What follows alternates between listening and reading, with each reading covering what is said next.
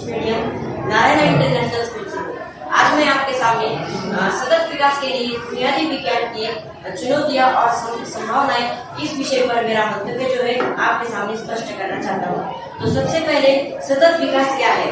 सतत विकास यानी कि जो अभी की पीढ़ी के लिए भी उपयोग हो और अगली पीढ़ी के लिए भी उपयोग हो, मतलब कि उसे कोई मिटा ना सके और उसका कोई खात्मा कर ना सके।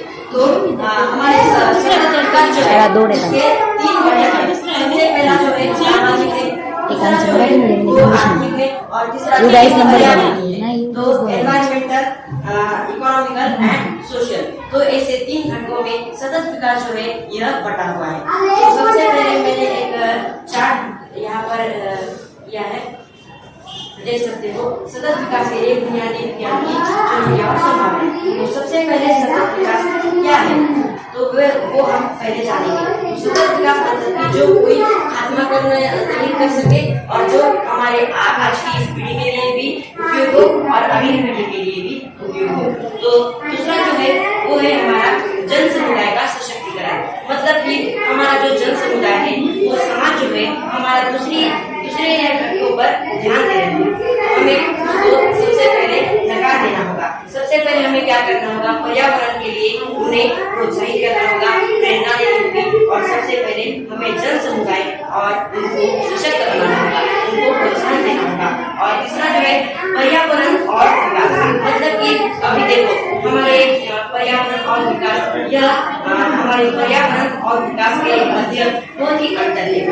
पर्यावरण में हमारे जो झाड़ होते हैं, पेड़ होते हैं, नदियां होती है, ऐसे कई पर्यावरण के घटक है। तो हमें उनको हानि ना पहुंचे बिना हमें उपयोग में लाना है। तो दोस्तों तीसरा जो है प्रयोगशाला एवं वैज्ञानिक संस्थाएं। तो दोस्तों आपको पता होगा कि बड़े बड़े प्रयोगशाला होते हैं, बड़े बड़े वैज्ञानिक संस्था होते हैं। तो उनमें से जो हमें समाज के लिए जो संदेश मिलता है, मतलब कि जो एक्सपेरिमेंट्स होते हैं, प्रयोग होते हैं, उनसे हम कुछ सीख सकते हैं। तो प्रयोगशालाओं और वैज्ञानिक संस्थानों से हमें इसकी प्राप्ति होती है। और ऊर्जा और पवन ऊर्जा, सौर ऊर्जा और पवन ऊर्जा, ये भी हमारे लिए बहुत ही महत्वपूर्ण घटक है, क्योंकि हमने सौर ऊर्जा के माध्यम से हमने एनवायरमेंट, पर्यावरण को बचाया है, हमने प्रदूषण नहीं किया है। तो इसका भी हमें हमारे जीवन में बहुत ही उपयोगी स्थान है। और जो है आर्थिक विकास, मतलब कि हमारे जो गरीब लोग होते हैं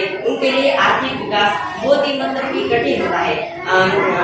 पैसों इकट्ठा करना, उनके लिए पर्यावरण के लिए जो उपयुक्त सहायता जो होती है उनके लिए ऐसा संभव नहीं होता। तो इसीलिए आर्थिक विकास जो है हमारे भारत देश में बहुत ही महत्वपूर्ण घटक है। तो हमारे भारत सरकार ने भी इसके लिए बहुत ही योजनाएं बनाई, मैं आपको आगे बताऊंगा। तो लास्ट में जो है वो लोक संख्या, देखिए हमारे भारत की लोक संख्या जो है 1.32 करोड़ से भी ज्यादा है। मतलब कि लोक संख्या बढ़ी तो उनके लिए घर लगेंगे, उनको पर्यावरण को बचाने के लिए उनकी सहायता करनी पड़ेगी। तो ऐसे में लोक संख्या भी एक हमारे लिए बहुत ही महत्वपूर्ण घटक है, जो हमारे लिए बहुत ही सतत विकास के लिए बहुत ही उपयोगी है। तो मैं आपको अंत में भारत सरकार द्वारा निर्मित जो योजनाएं हैं वो मैं बताऊंगा।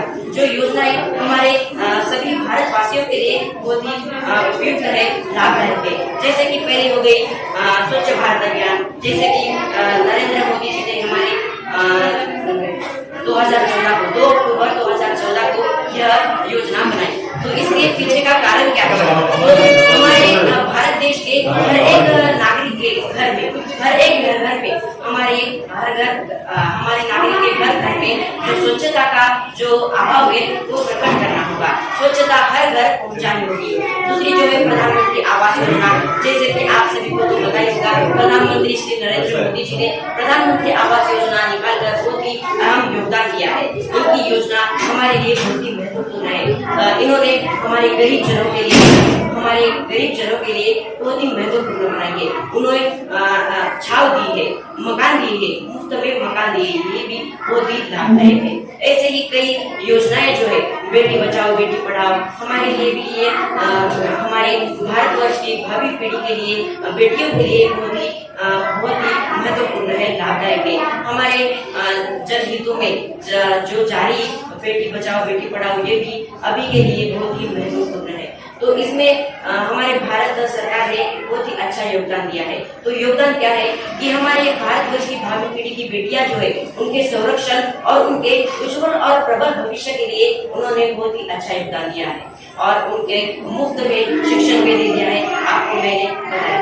तो दोस्तों, हमारे भारतवर्ष में कई ऐसी योजनाएं जो है हमने बनाई है, आप उसका इस्तेमाल भी हम अच्छी तरीके से कर सकते हैं। तो हम भारत सरकार का ही यह योगदान मतलब ये नहीं होगा, हमारे सभी भाईचारे के साथ सब विश्व में, सब समाज में यह भावना प्रकट करनी होगी। हमें समाज को प्रोत्साहन देना होगा, प्रेरणा देनी होगी और हमारे भारत देश के सभी भाइयों को, बहनों को, सभी को यह हमारे ध्यान में लेते हुए पर्यावरण को बचाना चाहिए।